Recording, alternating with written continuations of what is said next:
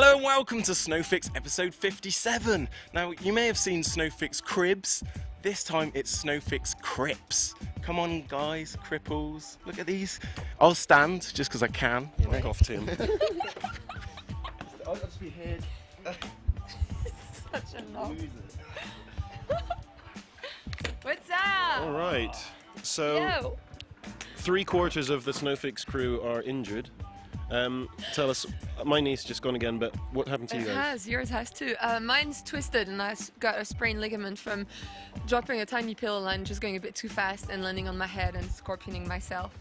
And Nice crutches, Jules. I know they've been customized by my friend Andreas. Oh, full of love. So that's that. I'm out for 3 weeks. Not too bad. What happened to you? I was showing off to my brother and some girls, like you do. Over-rotated a front flip onto my front ankle and yeah, broke it in 3 places. And you're out for how long? At least a month, I think. No Yeah. snowboarding. Yeah. Well, despite all this, we're still here though. Keeping it up. So we've got a show though. We've got some news and feedback, some good feedback this week. Yeah. And we're going to be doing an interview with Mick D from the Chronic crew, which is Tanner Hall's Rasta Ghetto. crew. They reckon they're pretty ghetto, don't they? Yeah, I'll get there. And first of all, we're going to go to Sweet Spots with Andreas Hatveit in Sandpoint, USA.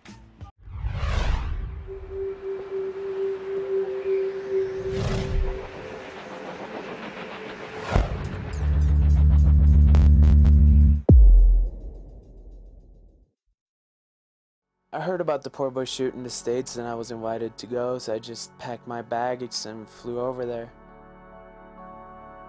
I met up with John Sims on the airport. We just took a shuttle like 30 minutes to the mountain. When we got up there, we drove around on the sled, checked out a couple of features. One I was super stoked on was the box on the top of a roof. Go into this jump onto the box, jump off, do a little bit of spinning.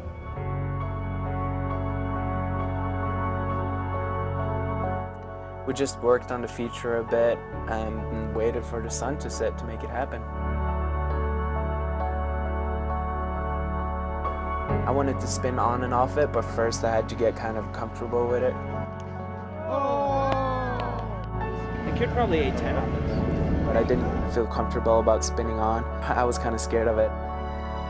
Sat down after almost landing the 810. And I watched Peter try a couple of times and he ate it pretty bad. I was like, don't really know if I wanted to try it anymore. I just went to bed that night pretty early, wanted to get up super early next morning to go up there and try it again.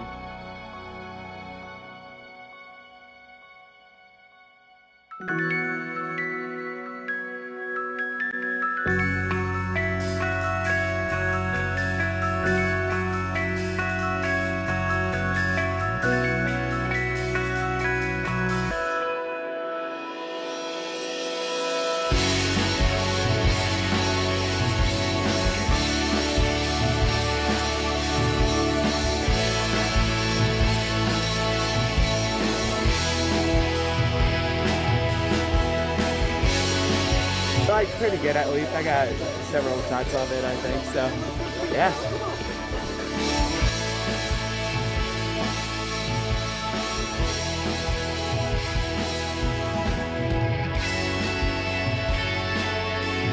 I still had something for the future. I really wanted to spin on and off it.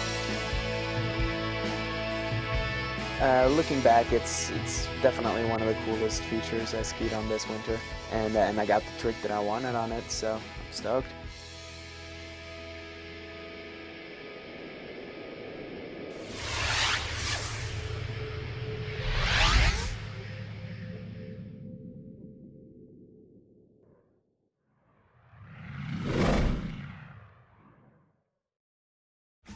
All right, let's do some news. Jules, tell us about what Shaun White's been up to. Shaun White, he's just signed with Burton for another 10 years and he's been with them since he was 7. So I think we can factually say that it's the longest ever snowboard sponsorship recorded because it's quite 10 years. So why are they doing that? I think it's, well, probably to promote the White collection a bit more. You know, it gives them another 10 years to make it better and just get it out there. So Better. better. Expand it a bit, expand the line. There's a bit of everything in there, outerwear, boards, bindings and everything. So Yeah, so that's that. All right, so I got one. what have you got? The Stop showing off, by the way. Showing, I'm just feeling really good right now, really healthy. The World Press Photo Awards just happened, and in the sports category, the winner was a photo of a skier. No. Yay! He was like shooting avalanche, pretty cool. His name was Ivelio Vela. That's the, no, that is what it is. That's the name of the photographer that took the picture. I'm not sure who the skier was. It wasn't mentioned. I'm going for a jog. Dick. Dickhead. All right, so this is quite an interesting story. 3 heroic school kids save their teacher, don't they? In Le Deschenaux, 3 Scottish school kids are going out on a lesson with their instructor, who thought he'd show off a bit, teach them some jumps. He went over the kicker and he broke his hip, his collarbone, and his teeth. He broke his teeth. So this guy was in a mess, right? And the 3 kids like looked after him, kept him warm with their jackets, and got onto the stairs and saved the day. We shouldn't give basically. his name because the guy's bound to go back to his old job, and we don't want to ruin it for him. You can book him with the ESF, but I don't think he's available for Was he French? maybe, I don't know. A few months. It's gotta be. He'd be one of those really old ESF instructors who's a bit fat and With, like, bad has got teeth the old anyways school and- skis, like really thin ass, and he just wanted to be a bit cool. He's probably wearing a one piece and it's Oh, probably a bit too tight as well. Yeah. I need to lick that shit. Let's go on to an interview with this Mick D then. Hey, it's Mick D, aka Mikael Deschenaux, aka Shice D. We have Warriors today, and you watching Snowfix, you dig? Right now, I will still compete in U.S. Open and stuff, but just didn't go this year because it was too complicated, and I'm going to go back to the States in like a little bit for video shoots with Tenor's movie and like Level 1 and these guys. And, right now I just assume a contest is a little bit too crazy for me. Like, I don't want to be doing like cab 14s with 2 grab. That's not my interest of skiing. My interest of skiing is having fun and do some more technical stuff, you know, like, because I'm not saying like what they do now in contests is not technical. It's just spin to win. So I'm not going that way because I think like there's so much more to do between like 0 spins and like, you know, 180s both ways and like spinning both ways and all that stuff that a lot more technical than like going crazy spinning and like doing doubles and stuff like this. So I'll keep the contest a little bit aside. I'll still go there, but I just don't expect to win anymore. I think things are moving the wrong way right now. It's too much spectacular aerials, gymnastic things going on, like Simon doing his like front flips to Misty sevens. Like, come on, man, if you want to be doing that shit, just go to aerials, you know what I mean? It's like, come on, man. Now, I just ride with no pose because I was just over having these things hanging around and stuff, and grabs are feeling so much more confident and like actually like there when you have your whole hand and you can grab something. And I don't know, I still ride pose for like bigger kicks because like you need that balance to it for sure, but like little kickers like here and stuff and jibbing, like it's just so much more fun.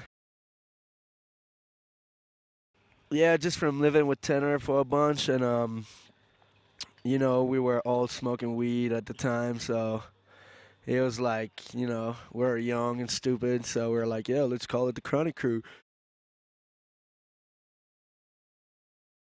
Well, it was just Chris Biolo, Tenor, and me, and we're just partying outside and some stuff, and at a point, Biolo gets out of the bar and is pretty drunk, so he's starting to yelling in the street, and in Whistler, it's like in Zermatt.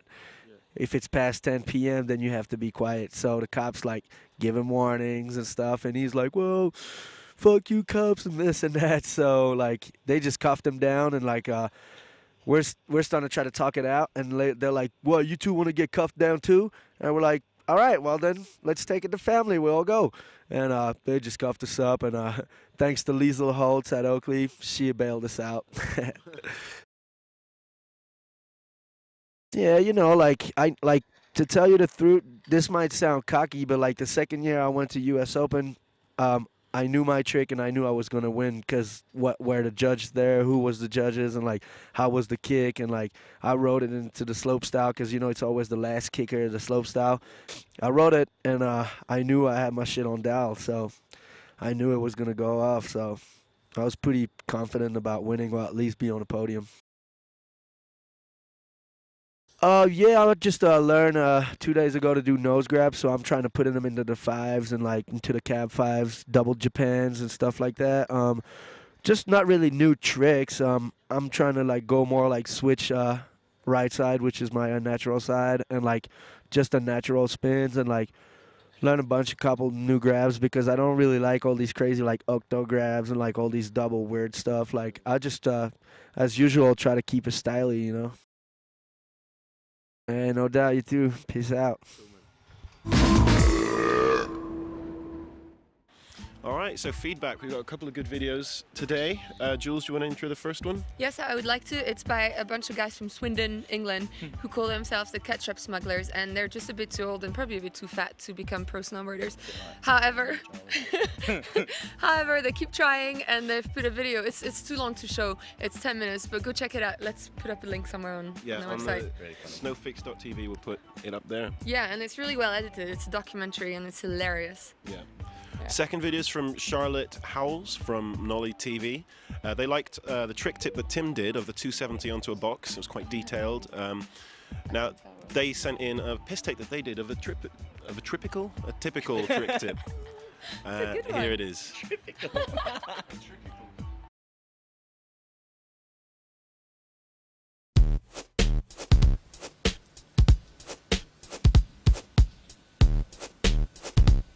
Hello, my name is Benjamin Christoph.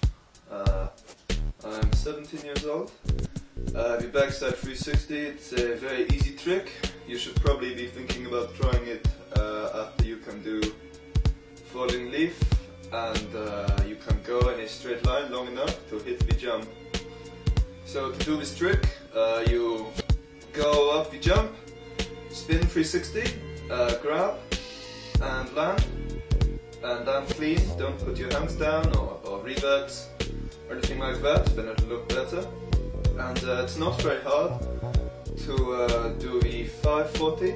You just go up and instead of spin 360, you add extra 180 and spin 540. So it's quite easy. So try that too once you can do 360. Thanks to my sponsors, Average Snowboards, PG Tips, T, and Avalon Tire Services, and I hope you have helped you today in learning this trick. Have fun with it. Peace out. Alright, so thanks Charlotte for sending that in. Following the sweet spot earlier on, we've got quite a cool competition on. You may have heard about it before. All you need to do is enter your own sweet spot onto extreme.com/NikeACG. Upload a video of you skiing or snowboarding. Check out the website for more details, but you can win a trip to Patagonia in Chile to film your own. Wow. It's fucking amazing. And to subscribe, etc., Jules? Go on www.snowfix.tv, leave comments because we do read them and we react to all of them, even the bad ones, a lot. And then also, you can also email us at info@negativegravity.co.uk. That's the wrong email anyway, but just go on the site. It's snowfix@negativegravity.co.uk. Oh, that's the one. And yeah, check us out on iTunes as well. Guys, do you want to hear a joke? No. Yeah, you do. What do you call a pancake in a wheelchair? A cripple. It's like you got it. Oh! In the shins. Poke him in the eye. In the eye. Oh, I got him in the so pancreas. I killed the man with a trident. That was his pancreas. That was the ball. That was the left ball. That's my number one favourite part. Did they get your pancreas? The balls. Okay.